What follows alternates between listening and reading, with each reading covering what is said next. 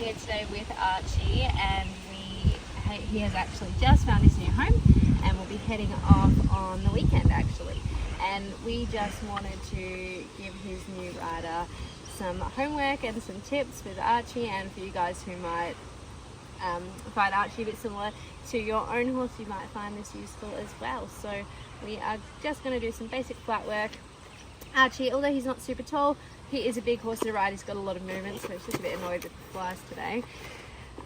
So it is a lot, a lot about bringing him together, finding balance, making half halts and things like that. So yeah, it's very hot here today, and we've ridden a lot of horses already. So excuse us if we're both a bit sweaty and gross quite quickly here today. So yeah, let's do it, Archie. Okay, so it's not unusual for me to warm Archie up in canter.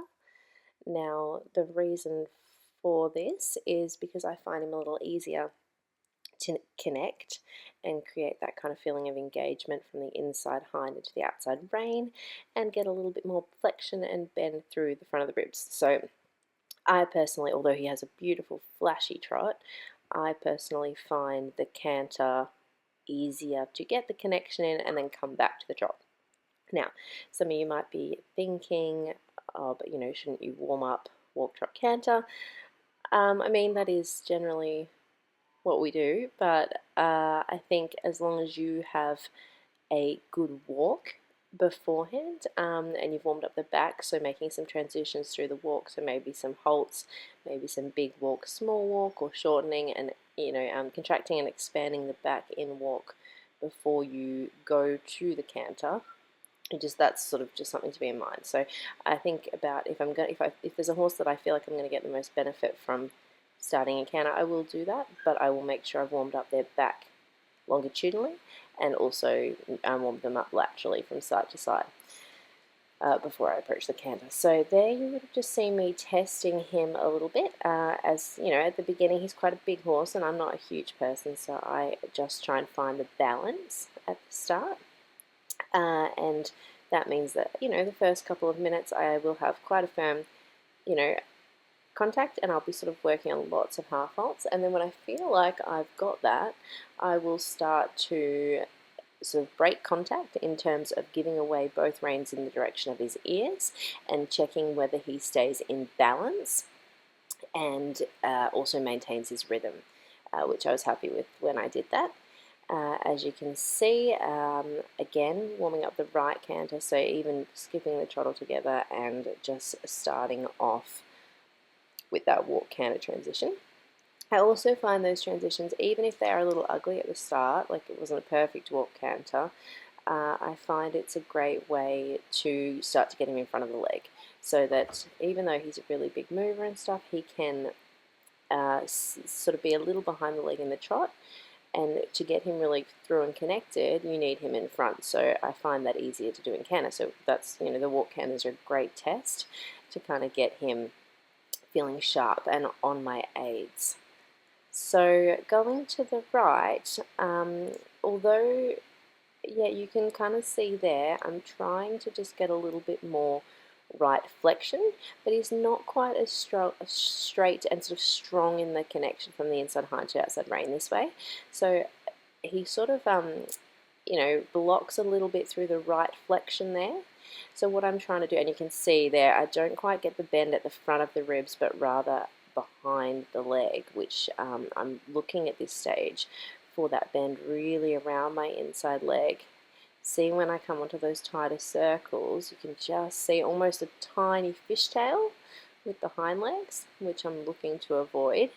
So, yeah, so basically how to work on that. So on the left side, that's pretty simple. It's just flexion and then yield from the inside leg into the outside rein. On this side, I do need that suppleness and softness in the right side of his jaw to allow the right hind to come through, and then I need to focus on realigning his body, okay, which is the tricky part. So I'm going to do that by maintaining pressure on the outside rein, okay, because that keeps the neck straight, okay. So the outside rein is keeping the neck straight and the inside rein is making the flexion. Okay, so once I'm doing that, and I have to be careful of the leverage I put on the inside rein, so I want to kind of carry that inside rein and make a little rotation through my wrist, okay, because I'm really trying to target that area around the pole, okay. I want to flex from the pole joint laterally, side to side, rather than bending him from the base of his neck. So if I open my rein too much, I'm going to find that I start to get that bend coming from the base of the neck. And truthfully, to make that alignment from the inside hind up to the bridle and through the rib cage, I really need to have the flexion sorted, and then I need to be, which enables me to target the front of the ribs. If I have neck bend, it limits the amount of true flexion I can get and restricts the bend through the ribs as well. So that's just a little bit of something to keep in mind. So you want to set up that alignment. You start, I generally think I start with flexion, then ribcage yielding at the front, so around the girth area, just behind the shoulder, and then allow the hind leg to come through. So yeah, and as I just said, that is a little trickier on the right rein in terms of just keeping all the like he kind of wiggles more in and out of the connection. So although we're working on that all the time on all horses to make them more supple and engaged and connected, sometimes just being mindful, obviously one rein is easier than the other, and often the right rein is a little harder. I think sometimes it's because we're right-handed and a little dominant there. Okay, so now I'm in the trot, and I've done my canter warm-up. You can sort of start to see there, of course I'm having a break as I start to get to this point. You can sort of see there after the canter that I let him go, rising trot, and just let him sort of flow on a little bit there and just try and find his balance. He has a little tendency to get a little bit low in the front to avoid really engaging and connecting and pushing. He's quite smart like that. He can be looking for ways to get out of putting in the maximum effort, if you know what I mean. So that's sort of how I warm up. And then once I feel like, yep, okay, I've got that kind of rhythm, I know he's maintaining an independent rhythm, he feels on my aids, he feels in balance, and I have a connection I can work with, then I'm going to start exercises that not only strengthen his back muscles, both laterally and longitudinally, in a way where I'm not holding him, to promote the idea of self-carriage with him. Okay, so there are things I'm looking for there. So you can see, in a great way to strengthen, I'm just doing these little one step of walks here. And what I'm looking for as I approach these is that he maintains his posture. Okay, so he doesn't dive down onto the forehand. He keeps carrying himself. And I'm shifting away. By coming back, he's having to contract his back, and that loads up his hind leg. So I'm shifting away from the front end, where he wants to be a little on the forehand, onto the hind leg. Okay, so that exercise of contracting and loading up the hind leg means then I have to motivate the hind leg, because I've put all this weight from the front onto there. And he's obviously going to try and give up a little bit, and get a little weak and a little dull. So I then need to think, okay, my lower leg is in charge, whether it's spur or leg, or even you could use your whip here to tap him up. Those things are in charge of keeping the hind leg stepping. So even when I shift the weight back, I want to think I'm going to keep the hind leg stepping, even though it's trying to get a little weaker, because I've put all this weight from the forehand onto it. Okay, and I want to do that without holding as well.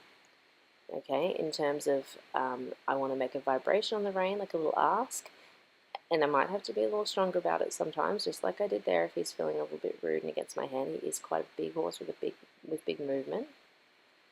So I want to kind of make that vibration and then make that soften, to allow him the opportunity to find his own balance there. It's really important that when you're trying to teach the self-carriage or train this, that you allow space for the hind leg to come through. Okay, so these are a series essentially, whether it's in walk and trot, and I've got some ugly bits there as I'm trying to make him straighter this way, okay, because this is the way that he's a little more blocky through the right flexion, and then I have to work a little harder to straighten the left shoulder.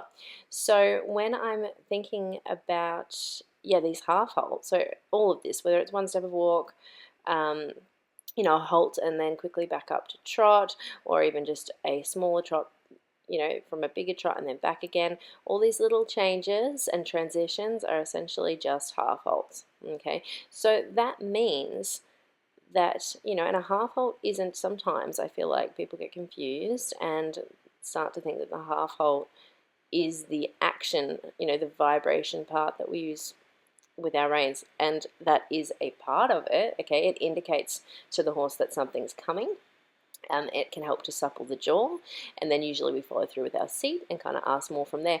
But I think the most important thing to remember when you're training this and you're trying to shift balance and create better connection is that you initiate that half halt, you ask them to wait, you look for that shift of balance, the lift from the front, so they're lifting the shoulder and then activating the hind leg, okay? And then once you feel that shift of balance, you have to soften the reins forward and allow them to then come through more with the hind leg.